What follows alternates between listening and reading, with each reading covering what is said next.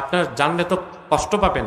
রংপুর হারাগাছে গত মাসে ৩০০ মুসলিম খ্রিস্টান হয়েছে এক মহল্লায়। আগামীকাল আমি সেখানে যাচ্ছি, কর্মসূচি দিছি, আমরা যাচ্ছি। আমরা চেষ্টা করব এই খ্রিস্টানগুলো আবার তওবা করে মুসলমান হয় কিনা, বাকি হেদায়েত পাবি কিনা জানি না, আল্লাহর হাতে, আমাদের সবার হেদায়েত। আরেকটু অমুসলিম সম্প্রদায় বাংলাদেশে স্বাধীনতার বিরুদ্ধে কাজ করছে, এটা হচ্ছে ইসাই জামাত। ইসাই জামাত এটা খ্রিস্টানদের একটা দল। 1975 সালে মাঠে নামছে এই ইসাই জামাত খ্রিস্টানদের। এই পর্যন্ত 2.5 লক্ষ পরিবারকে খ্রিস্টান বানাইছে। এরা হচ্ছে খ্রিস্টান, বলে আমরা ইসাই মুসলমান। মানুষকে খ্রিস্টান বানানোর পর বলে তুমি কি, বলে ইসাই মুসলমান। কয় তার অর্থ জানো? কয় না। বলে তুমি ঈসার উম্মত মুসলমান। ঈসার উম্মত মুসলমান না খ্রিস্টান?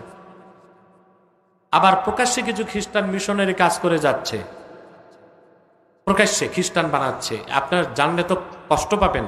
রংপুর হারাগাছে গত মাসে ৩০০ মুসলিম খ্রিস্টান হয়েছে এক মহল্লায়। আগামীকাল আমি সেখানে যাচ্ছি, কর্মসূচি দিছি, আমরা যাচ্ছি।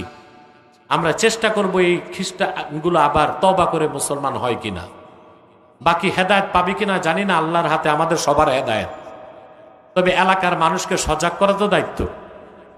প্রত্যেক মুসলিমকে বড়দিনে তারা মাত্র ৪৫,০০০ টাকা করে দিছে, আর এক গ্রামে ৩০০ লোককে খ্রিস্টান বানায় ফেলছে।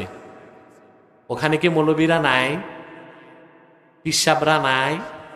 বিভিন্ন ইসলামী রাজনৈতিক দল করে তারা নাই? তাদের কলিজায় যে লাগলো না? এটাই যদি না বুঝো তো একামতের দিনের কাজ কি করবা তোমরা? বুঝ আছে আমার। এই খ্রিস্টান মিশনারির ব্যাপারে আপনাদের সজাগ হতে হবে। পারবেন তো ইনশাল্লাহ?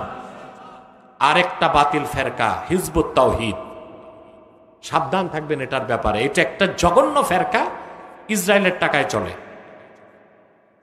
এদের মূল কাজ এই জাতি, ওলামায়ে কেরাম থেকে জাতিকে সরায় দেওয়া।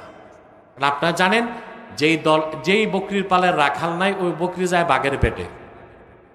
আর যে কওমের নেতৃত্বে আলেমরা নাই, ওই কম যায় বিজাতির খপ্পরে।